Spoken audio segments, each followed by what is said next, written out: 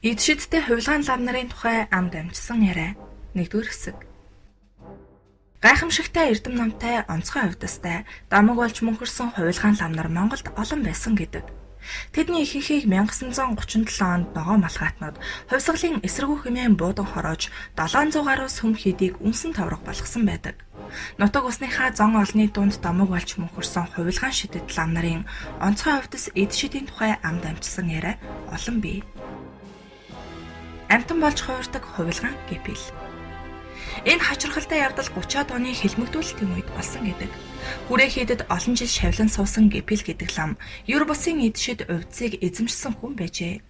Тэрбээр хийдийнхээ толгой лам нарын нэг байсан тул доо яамныхан хамгийн түрүүнд гипилийг хідэн том лам нарын хамт барьж хар гэрт хорьсон байна. Гипил гавж ардын засгийг үзэн яддаг байжээ. Түүний хөдөө байсан олон зуун малыг хувьсгалчид хураан авч ядус тараан өгснөөр гипил гавж ердүүл 5 хантай гэр хідэн баримтаг номтойгоо хоцорчээ. Доо яамныхан хар гэрт хоригдож байсан том лам нарыг ээлж дараалан байцааж буудан хороосоор гипил гавжийн ээлж болжээ. Гипил гавж нөхөддөө би ч яг утаа гүмбэнд хэдэн жил далдын эд шид сурсныхаа ачаар амьд мэд гарчих юм. Харин та нар минь л хайран байна да. Энэ эд шидийг та нарт зааж өгөх цаг хугацаа даанч алгадаа гэж халагдлаж байсан гэж.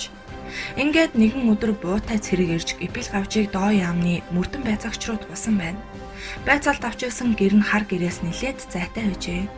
Гипил гавж зориуд удаан явж өөрийгөө бясалган тарниндаж эхэлсэн байна. Буутай цэрэг түүнийг хурдан яв гэд бууныхаа бөксөөр яварчээ. Эхний удаа явархад бууны үзүүрт гипилийн махан бие мэдрэгдэж байв. Гипил гавж зориуд орхимжоо толгой дээгүүрээ нөмөрч удаан явсаар байв. Хөдөлж цөхөх гипилийг өнөөх цэрэг дахин бууныхаа амаар явархад үнэхэрийн гайхалтай юм болж гавжийн махан бие мэдрэгдсэнгүй. Бууны үзүүрт гипил гавжийн лам дээл орхимж хоёр нь л өлгөгдөн хоцорсон байна. Гипил гавж ийхүү далдын эд шид тарин бясалгалынхаа хүчээр дээл орхимжоо үлдээгээд гинэт алга болжээ. Өнөөх цэрэг жигтэйхэн сандарчихсан амтан доо яамны төлөөлөгчдэр гүйж ирэн болсон явдлыг ярьж өөрөө том толгой ламыг алдсан хэрэгтэй баахан банк хүрдэж хэд хоног хар гэрт хоригдов. Удалгүй ямар ч гин буруугүй өнөөх цэрэг хувьсгалын эсэргүү том лавтай хувилдсан. Түүнийг зориуд оргуулсан. Японы тагнуул ардын дайсан хувьсгалын эсэргүү энэ тэрээрээ баахан дуудулж байгаад 10 жилийн хорих ялтайгаар шорон руу цөлөгдсөн байна. Тухайн үед гипил гавж номныхоо эд шидээр ийхүү хэдэн өдөр алга болоод 7 хоногийн дараа нутгийнхаа нэгэн айлд ном айлдан цай хоолоор дайлуулад сууж байхад нь улаан коммунист нэгэн эвлэлийн гишүүнд харалджээ. Тэр эвлэлийн гишүүн тэр дараа доо яамны төлөөлөгчд энэ тухай давхин очиж дуулгахад төлөөлөгч буутай 2 зэрэг дагуулсаар яаравчлан давхиж ирсэн байна. Мордын төвөргөөнийг асаас сонссон гипил гавж гэрийн эзэнд "Заах уу? Миний эрэлгүүд намайг баривчлахаар ирж явна. Өтөр түргэн явах минь" гэжээ. Гай болж тэр айлд унлагын бэлэнмээр байсангүй. Хүүн ганц морио унаад хониндоо явсан байж таарав. Гипил гавж гэрээс гарan хойд уулын ингэр рүү хар гүүхээрээ алхаж гин. Гэрийн эзэн эзэгтэй хоёр гавжийн араас майн уншин залбирч хөөх хэмээн сайн лам байсан юмсан. Ингээд эрэлгүүдийн гарт орж бурхны оронд одох хувьтай байж дээ гэлцэн зогсож байв. Доо яамны төлөөлөгч 2 цэргийнхээ хамт тэр холоос "Зогс буудлаа шүү" гэж хашгирсаар гипилийн араас ухасгийв. Гавжийг айлгах санаатай толгой дээгүүр нь 2 чудаа хий бодов. Гипил гавж тэдний буудахыг юм чиний тоолгүй цааш хурдлан алхасаар байв. Нэхүүл 3ч хар хурдаараа давхсаар гипил гавжид 100-аад метр ойртоод байтал үнэхэрийн гайхалтай юм болж гэрийн эзэд хөөж яваа гурвыг харсаар байтал гавж гинэт тарвах болгон хувраад нэгэн нөхрөө гүргээд орчихов. Хөөж явсан 3ч мил гайхаж цэлх өгөрсөн байна. Тэд тарваны нүхийг баахан сахиж байгаад аргаа баран явж оджээ. Гипил гавж ийхүү алга болох амтан болж хувирах эд шидээ хэрэглэж явсаар энэ их эрдмийг эзэмшсэн утаа гүмбэндээ очиж өндөр наслаад бурхны орондоо отсон гэдэг. Усыг сархад болгодог улаан лам. Нутаг усандаа улаан лам гэж алдаршсан хувилгаан ламын тухай хууч яриа олон байдаг. Одоогийн Увс аймгийн Малчин сумын цалгарын хийдэд шавлан сууж онцгой хувьдас эд шидээрээ нутаг нугийнхандаа ус уух заяа хайрлаж явсан улаан ламын эгэлгүй их ном эд шидийн тухай одоо ч дурсан ярьсаар байдаг ажээ. Түүнийг 20 дугаар зууны эхээр даах хүрээнд бурхан номын хэрэгээр ирж гавжийн дамжаа бариад буцах гэж байтал хүрeenээс холгүй нутгалдаг Нэгэн хошууны ноён жууц тэрэхтээ ирж манай хатан олон жил өвчилж хүрээний номтой чадaltaй гэсэн лам болгоныг залж ном уншилж гүрэм хийлгэж эм тан авчирч уулгасан боловч засал авалгын уламд ордож хоол умтнаас гараад байна. Багш лам маань баядын улаан лам даа хүрээнд ирсэн гинлээ. Тэр ламтан тусалж магадгүй гэж айлтгаар нь таныг зорж ирлээ. Манад заларч хатныг минь эдгэж хайрлана уу хэмээн гуйжээ. Улаан лам эрхээ нэг татаж үтснэ. Морин цагт хөдлөе. Харин би дагуул гэлэнгээ авч явна шүү гэсэнд ноён уухантаас зөвшөөрчээ. Тэр бээр ноёныхыг зорих замдаа хоол унд хийдэг гэлэндээ хандаж чи энд ноёныг очиод миний идгсэн болгоныг идээд байгаарэ. Нэрлэхэх хэрэггүй. Чиний их эдгийн хэрэг одоо л нэг гарах нь. Энэ ноёны авгаа бэрд шиг харамч амтай юм. Чамд их хоол өгч хармын сэтгэлийг нь оволзуулж бухимдуулж байж эмчлэх учиртай юм гэж загсан юмсанж. Улаан ламтан тэр ноёныг бууж хатныхын судсыг барьж үтснэ.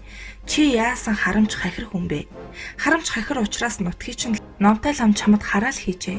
Тэр айхтар хараалыг хариулж хөл дээр чинь босхийг бодъё гэснэ.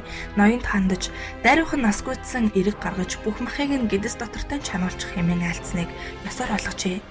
Хоньны бүтэн махыг ламтны өмнө авчирч тавихад хэсэг өөх огтолж галд өргөн хідэн хэрчин мах эцнэ. Дагуул гэлэн рүүгээ түлхэж бүгдийг нь хидээд ясыг нь сайхан мөлжөөд орхих гэжээ. Гэлэнгуй намрын тарган ир хоньны махыг яаралгүй зоглож ясыг нь мүлжиж дуусгах үед хонх дамар дуугаргаж ном уншиж суусан их ламтан тогоо дүүрэн усанд шар тус хийгээд халаачих хатанд нь тараал хийсэн ламыг би номын хүчээр дуутчихлаа. Тэр лам тун удахгүй давхиад ирнэ. Архинд дуртай сүрхий номтой лам юм. Түүнд архимсуулж болохгүй. Ороод ирэхээр нь архиу гээд энэ тогоотой усыг том хувинд хийгээд өгчхөөрэй гэснэ. Тогоотой усыг 3 удаа тарандаж орхижээ. Гэрийн эзэн ихэд гайхсан боловч энэ хувилгаан ламтан хар усыг архи болгож хувиргадаг эд шидтэй хүн байх гэж бодонгоо. Зарц хүүхэндээ хэлж шар тус орхисон ус халаалгаж суутал нутаг хошуундаа нэртэй нэгэн лам орж ирэн амар мэндэ мэдлцэж ноёных түүнд цайн унд өгснээ дараа халаасан шар тустай усыг том хувинд хийж архи уу хэмээн өмнө нь тавьж баг гарын мөнгөн аяг дүүргэж барьжээ. Өнөө лам аягтай усыг амсж үзнэ. Танаа архи ямар сайхан гараа вэ? Хэдэн аяг архи үртдэх хэрэгэ гэж баясангой өгүүлээд ууж гарчээ. Улаан ламтан усыг эдшидээрээ архи болгож хуурахыг нүдэрээ үтсэн гэрийн эзэд түүнийг шүтэж биширч гүйцэв. Архинаас буцдаггүй улаан ламтан ноёны өгсөн сархтыг дундгарын мөнгөн аягаар хүртэх авч юр согтохгүй өвчтэй хатанд элдв засал хийж тарандаж байв. Улаан ламын эдшидээр архи болж хуурсан усны тэн хагасыг угаад өнөө ламтан ухаан алдан унжээ. Хаач аваад ир гэж улаан ламтны айлцсны дагуу хаач авч өгсөнд өнөө ламын дээлний дотоод хормоноос хэсэгхний хайчлан авч ноёнд нь барьснаа. Та их сайхан сэтгэлтэй буянтай хүн юм. Харин таны хатан хачин харамч хахир муухай зантай хүн байна.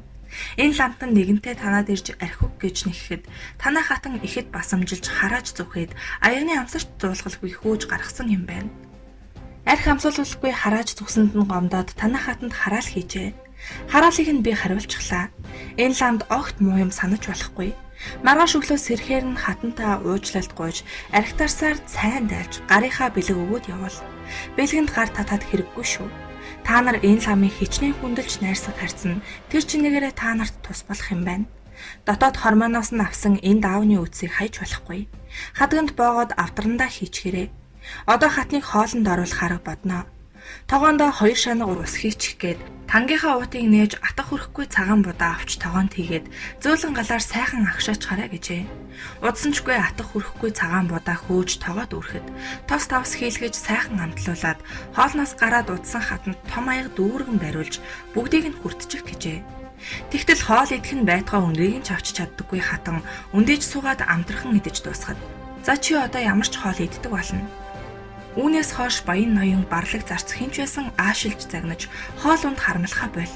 Үлдсэн будааг манай энэ гэлэнд хийгээд өгчих гэсэнд ёсоор болгожээ.